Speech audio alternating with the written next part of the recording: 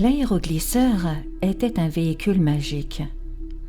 Lydia n'avait pas l'air de s'intéresser à ce qui s'était passé pendant qu'elle dormait, mais a sauté dans l'aéroglisseur avec un visage rayonnant de joie. « C'est tellement génial de savoir comment fonctionne Agartha », s'est-elle éclamée. « Je suis si curieuse de savoir comment elle est dirigée. Je sais que nous avons rencontré les 12 dans le magnifique bâtiment, mais je ne comprends toujours pas comment tout fonctionne ici. Comment est-il possible que les choses soient si calmes et si bien organisées, et que tout le monde soit aussi heureux? Même les animaux semblent si sages, et pas le moins du monde agressif. Je n'ai pas entendu un seul chien aboyer depuis que nous sommes arrivés ici, mais seulement des oiseaux chanter, c'est presque trop parfois. » Elle a ri et a envoyé des baisers aux oiseaux cachés dans les arbres. En arrivant à la demeure du pèlerin, nous étions d'autant plus déconcertés. Il habitait dans une grotte au milieu des bois. Elle était profondément enfoncée dans la verdure qui poussait un peu partout, ce qui la rendait pratiquement impossible à détecter. Heureusement qu'il avait fait certaines marques au sol, créant un chemin que nous avons pu emprunter. C'était déjà assez étrange de sortir de l'aéroglisseur au milieu d'un bois, mais voilà que Lisa s'était mise à aboyer de joyeux petits wafs tout en agitant sa queue dans les airs. Cependant, nous n'avons pas pu la voir bien longtemps, car nous suivions notre ami au plus profond d'une forêt vierge et sauvage. L'entrée de cette caverne était fermée par une porte, qui s'est ouverte en grand à notre arrivée. Stupéfaits, nous avons franchi le seuil d'entrée en forme de tronc d'arbre et sommes directement tombés sur une agréable pièce avec des murs et un sol en pierre, ainsi qu'une flamboyante cheminée. Face au feu se trouvait un long canapé incurvé et une table basse. Le pèlerin nous a invités à nous asseoir. Instantanément, un plateau rempli de sandwichs aux arômes alléchants, accompagné d'une cruche remplie de cette délicieuse bière d'Agartha, est apparu. Nous étions alors affamés et même Lydia avait un bon appétit et appréciait le festin. Une fois rassasié, le pèlerin s'est mis à parler. « Il est difficile de se concentrer avec un estomac vide, dit-il en riant. Vous vouliez savoir comment Agartha est gouvernée, alors je vais vous expliquer, comme si vous étiez des êtres humains de la surface, comme vous l'avez été en réalité. Que la Terre est creuse, vous le savez déjà. Vos dirigeants ont réussi au fil des siècles à dissimuler ce fait, de peur que cela n'entraîne une diminution de leur propre pouvoir sur la terre-mère. Cela pourrait même, au malheur, conduire à des améliorations au sein de la société et la mise en pratique d'autres modes de pensée. Meilleurs en plus. Le problème est que les conséquences pourraient s'avérer désastreuses pour les personnes en position de pouvoir. On pourrait dire que la Terre a une croûte intérieure, qui est la continuation de la croûte extérieure. Aux deux pôles, il y a des entrées en forme de trous où la croûte se rabat vers le bas et se glisse dans la cavité qui s'y trouve.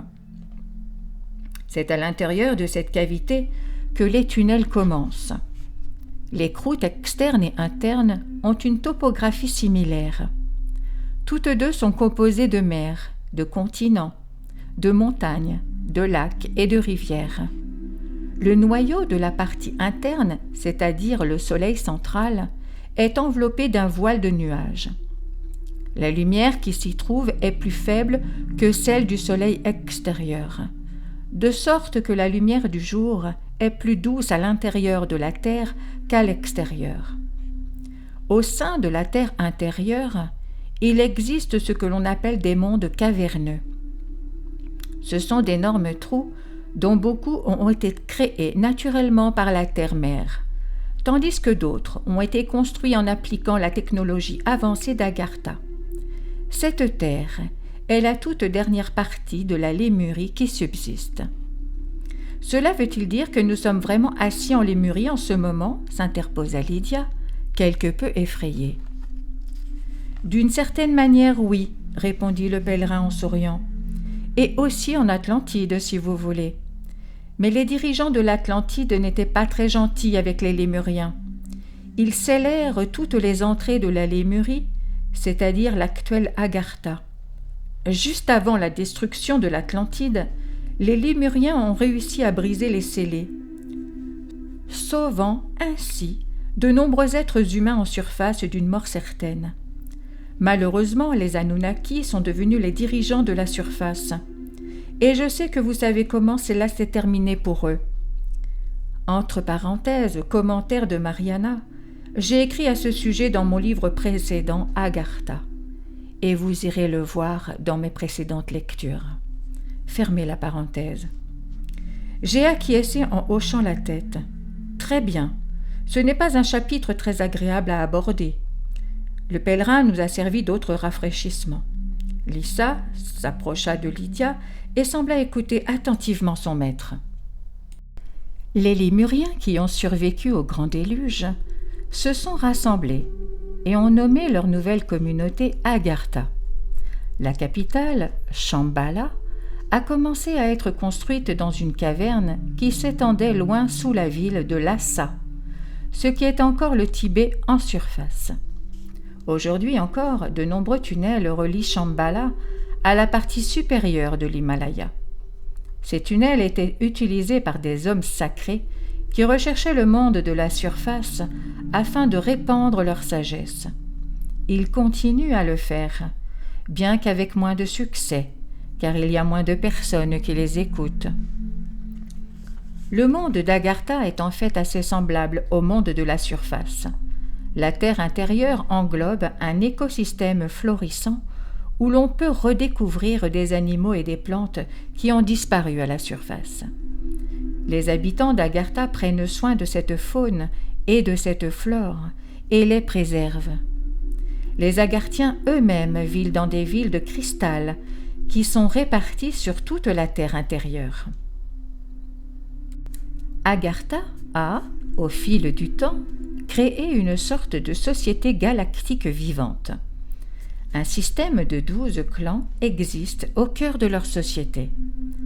Ces clans sont organisés en fonction de leurs missions respectives. Par exemple, l'administration, la technologie, la guérison, la recherche, etc. Chaque clan est constitué d'un certain nombre de modules, qui à leur tour sont constitués d'un certain nombre de petits modules. Chaque clan est constitué d'un certain nombre de pods, qui à leur tour sont constitués d'autres modules. Les modules d'un clan peuvent communiquer avec les modules d'un des 11 autres clans. Ces modules forment des mini-communautés, chacune d'entre elles disposant de ressources suffisantes pour trouver de manière créative des solutions à tout problème éventuel qui pourrait survenir. Le conseil d'administration d'Agartha est composé de 12 membres principaux, issus de ces clans. Ceux-ci ont été choisis en raison des services qu'ils ont rendus au clan et à la société. Le conseil de direction sélectionne un individu jugé le plus sage. Cette personne reçoit le titre de roi ou de reine et se voit confier la responsabilité d'une immense armée d'émissaires ou d'officiers de liaison qui sont envoyés dans le monde d'en haut et au conseil de la Fédération galactique. Une forme avancée de technologie, appelée réplicateur, permet à chaque personne de créer elle-même sa nourriture et ses vêtements quotidiens. Chaque cité de cristal est donc indépendante, car il n'y a ni construction de bâtiments, ni agriculture, ni aucune autre forme de fabrication. Chacun crée individuellement son propre mode de vie de la manière qui lui convient. La technologie permet également de transporter les gens partout en un instant. En d'autres termes, les aéroglisseurs sont vraiment superflus, a déclaré Lydia, estimant que c'était le bon moment pour intervenir. « Vous devriez savoir, » répondit le pèlerin en souriant, « que cette superbe technologie est utilisée en ce moment même pour tenter d'unir Agartha à ses frères et sœurs de surface. Même pour nous, il est amusant et enrichissant de pouvoir étudier la nature depuis un aéroglisseur. Nous sommes de plus ravis d'avoir l'opportunité de partager nos connaissances. » Il se tut alors et nous avons applaudi jusqu'à ce que Lisa commence à grogner. Elle pensait que nous étions un peu turbulents, je suppose. « Reposez-vous un peu ici, avant que nous ne nous envolions, » suggéra le pèlerin. Lydia posa sa tête sur un coussin du canapé et releva ses jambes autour du chien. Lisa fit un petit somme bien serré contre elle. J'ai regardé le pèlerin avec curiosité et il m'a fait signe. Il m'a demandé « Veux-tu en savoir plus avant de nous quitter ?» Et j'ai couru vers lui. Je l'ai rejoint à l'aéroglisseur, prêt pour une nouvelle sortie dans les airs. Nous n'avons pas beaucoup parlé de Télos, ni même visité, à part l'accueil rapide que tu as reçu avec Lydia chez Boron. La ville est construite sur 5 niveaux, ce qui est peut-être un peu difficile à comprendre pour un ancien habitant de la surface. « Pas du tout, ai-je répondu sincèrement. Ma femme était très fière de faire des gâteaux en plusieurs couches, et ce n'est donc pas nouveau pour moi. Quelle idée fascinante de construire une ville à plusieurs étages. » « C'est en effet ingénieux, à de nombreux points de vue, répondit le pèlerin. Au fond et en hauteur, vous voyez, plus haut, si nous commençons par le haut, vous avez le centre pour le commerce et l'administration. Il est placé assez près de la surface. La partie supérieure est en forme de pyramide. C'est là que se trouvent tous les bâtiments publics et officiels, y compris un grand hôtel pour les visiteurs venant de la surface.